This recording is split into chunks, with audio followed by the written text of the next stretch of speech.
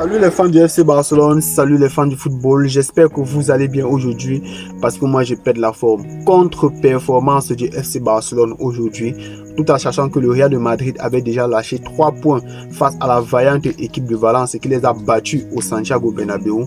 Le Barça pouvait profiter de cette défaite pour pouvoir passer à 6 points, mais hélas pourquoi? Parce que le FC Barcelone a été tenu en échec sur le score de 1 but partout face au Real Betis. On va parler de plusieurs choses, mais moi j'aimerais d'abord revenir sur ma vidéo d'avant-match. C'est pour ça moi je vous dis, regardez mes vidéos d'avant-match jusqu'à la fin. Je donne toujours des informations qui peuvent être bénéfiques pour nous ou bien qui peuvent nous porter préjudice. Et dans ma vidéo d'avant-match, j'ai dit ceci.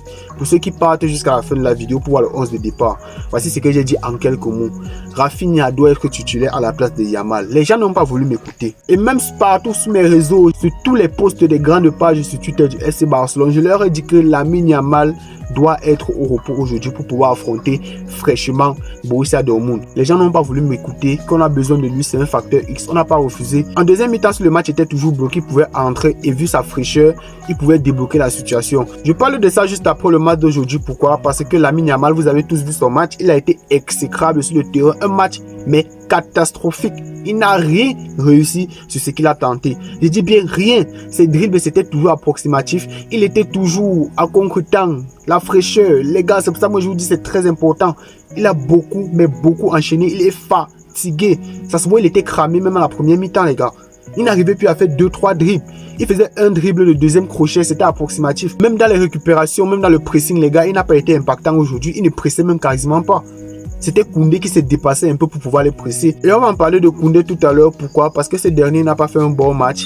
Mais on va revenir d'abord sur Lamine Yamal, les gars. Et moi, je vous dis, la fraîcheur, ça compte beaucoup. La fraîcheur physique d'un footballeur, ça compte beaucoup. Le Barça a beaucoup enchaîné durant les 6 à 7 derniers jours. Donc, revenir aujourd'hui et répéter les erreurs sans cesse, ça a été très compliqué. Le seul joueur qui m'a satisfait aujourd'hui au FC Barcelone, je dis bien le seul, c'est Gavi au milieu de terrain. Il nous a pondu une masterclass. Je crois que c'est même son match référence de cette année 2025, les gars. Depuis son retour des ligaments croisés, il était partout. C'était lui qui était le métronome au milieu de terrain. C'est vrai, Pedri, il y avait quelques éclairs de génie, mais sans plus. Déjà en début de période, Pedri a perdu beaucoup de ballons, ainsi que Frenkie de Jong.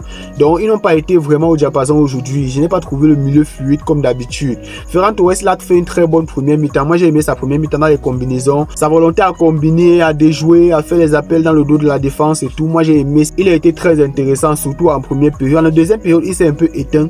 Mais moi, je dirais aussi que c'est à cause de qui? Robert Lewandowski qui l'a un peu bridé. Les deux ensemble, parfois ça marche, parfois ça marche pas.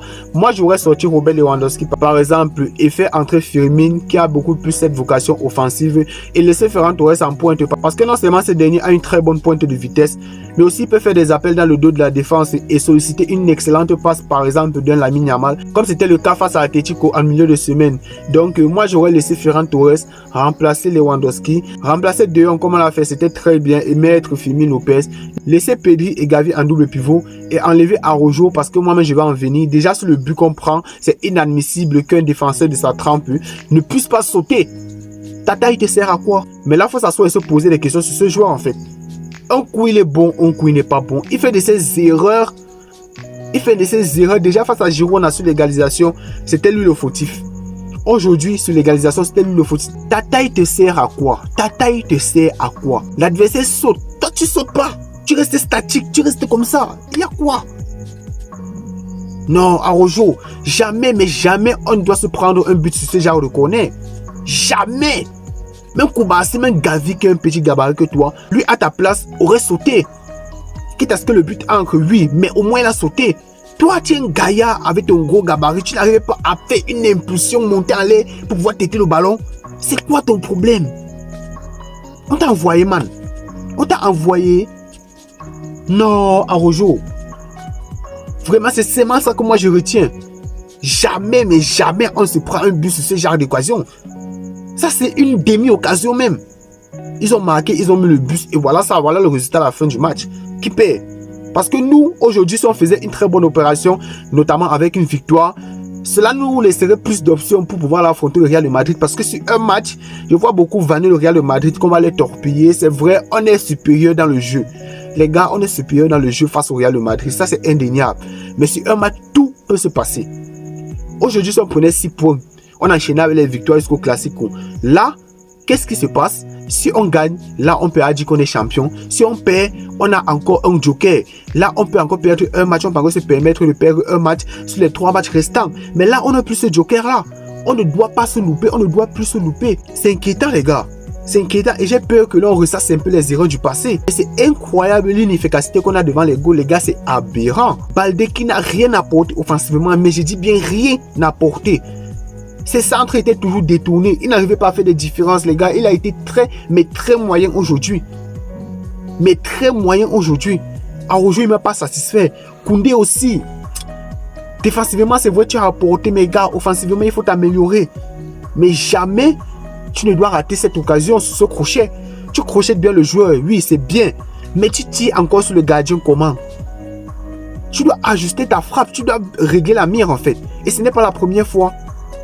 Et ce n'est pas la première fois. Mais toi, je ne veux pas trop en tenir rigueur parce que tu es un défenseur déjà de formation. Ce n'est pas ton poste de prédilection. Mais non. Non, les gars, vous m'avez fatigué aujourd'hui. J'étais vraiment comme un fou. J'étais déjà placé debout, torse nu et tout. J'espérais un but libérateur, mais non, vous n'avez pas réussi. Moi, mon 11 de départ, c'était Rafinha sur le côté de Lamine Yamal. Lewandowski en pointe, Ferran Torres en bas. Fimi Lopez aurait aimé même le voir titulaire. Et en double pivot, si on pouvait faire reposer De Jong, on devait mettre Gavi et Pedri. En défense, j'ai titularisé Ronald Araujo parce qu'il pensait que le fait qu'il soit rugueux et combatif va pouvoir nous aider. Mais aujourd'hui, les gars, sur la seule occasion où il a fallu être rugueux et combatif, il a laissé le joueur sauter et lui, il est resté statique. Donc, on ne paye que de nos erreurs. Les joueurs n'ont pas voulu gagner aujourd'hui. Je pense que même si on ajoutait même 20 minutes aujourd'hui, on n'aurait même pas gagné. Bien au contraire, on se serait même pris un but. Donc, je pense qu'aujourd'hui, là, c'est tout ce que je vais dire par rapport à ce match, les gars. Il n'y a presque rien à débriefer. Vous m'avez déçu aujourd'hui. Vous avez déçu plusieurs Barcelonais parce qu'on devait profiter de la défaite du Real Madrid. C'était le moment ou jamais. Parce que moi, personnellement, je ne pense pas que le Real va encore perdre. Pour moi, à part peut-être le Classico, mais mis à part ça, je ne pense pas que le Real va encore lâcher des points. Aujourd'hui, je ne sais pas ce qui s'est passé sur leur stade de Valence. Ils ont bien joué et tout. Mais ça ne va pas se répéter plusieurs fois, les gars. Il fallait saisir l'opportunité aujourd'hui. Et le Barça est passé à côté. Donc, c'est tout pour le débrief. J'espère qu'il vous aura plu. Si c'est le cas, lâchez un gros pouce bleu. Partagez. On se retrouve à la prochaine. Ciao.